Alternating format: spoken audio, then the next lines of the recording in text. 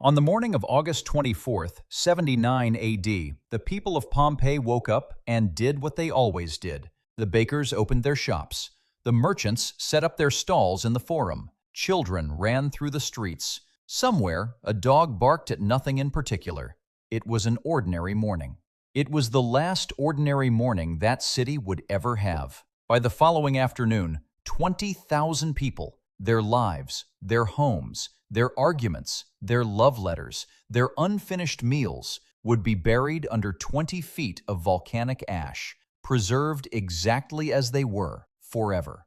To understand what happened in Pompeii, you first have to understand what Pompeii was. By the standards of the ancient world, it was extraordinary. A prosperous Roman city on the southwestern coast of Italy, home to somewhere between 11,000 and 20,000 people. It had paved streets with raised sidewalks. It had public baths, theaters, a large amphitheater, markets, temples, restaurants, and even the world's earliest known example of a fast food counter. Stone counters built into the street where vendors sold hot food to people passing by. The houses of the wealthy had running water. The city had an intricate system of aqueducts and pipes that delivered fresh water directly into private homes, a level of infrastructure that most of the world wouldn't see again for over 1,000 years.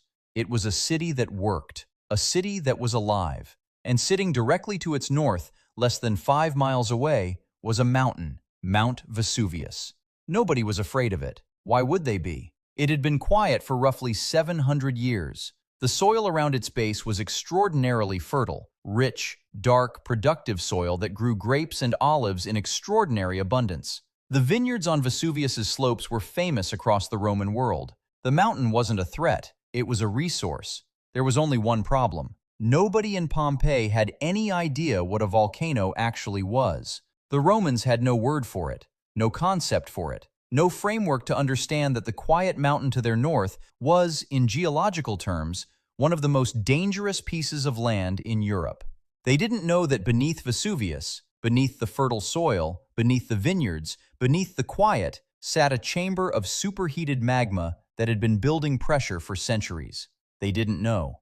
And on the morning of August 24th, 79 AD, they were about to find out. The first sign came just after midday, a rumbling, deep, low, felt more than heard. The kind of vibration that made dogs go still and birds lift from trees without obvious reason. Then, the mountain opened. In the first seconds of the eruption, a column of ash, gas, and volcanic rock exploded upward from the summit of Vesuvius at speeds that modern instruments have since calculated at several hundred meters per second.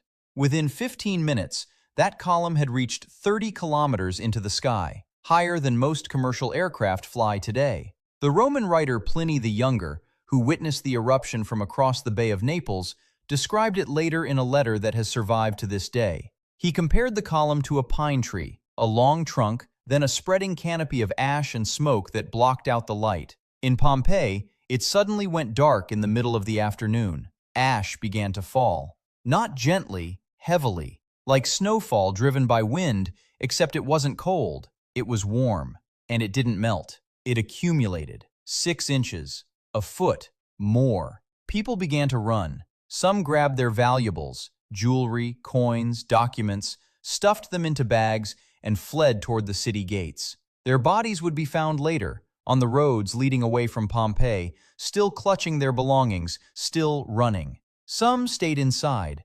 They believed the buildings would protect them. They barricaded doors against the falling debris and waited for it to stop. It didn't stop. For the first several hours, the eruption was survivable. Terrible, but survivable.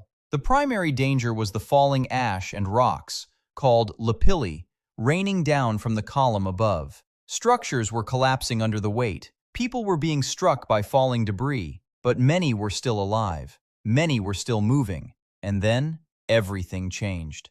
At some point during the night, historians debate the exact timing, the eruption column became unstable. 30 kilometers of ash and gas and rock, held up by the pressure of the eruption, began to collapse. What fell back to Earth wasn't ash. It was a pyroclastic surge, a wave of superheated gas, ash, and rock fragments moving at speeds of up to 100 kilometers per hour. Its temperature, at the point of contact, was somewhere between 200 and 300 degrees Celsius. It came down the slopes of Vesuvius in seconds. It reached the outskirts of Pompeii in less than a minute, and in that minute, the deadliest minute in the history of that city, and by many measures in all of recorded human history, Pompeii ceased to exist. Not slowly, not building by building, in 1 minute.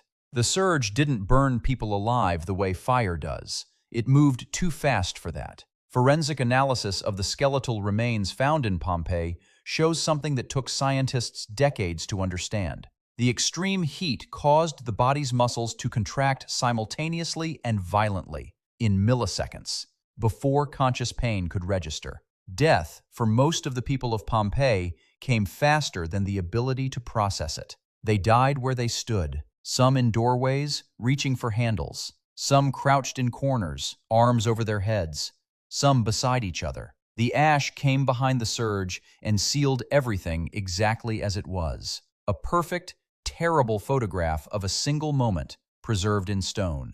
For the next 1,600 years, Pompeii simply didn't exist. The city was buried, forgotten. The land above it was farmed. People built houses there. Nobody knew what was underneath. Then, in 1748, excavations began.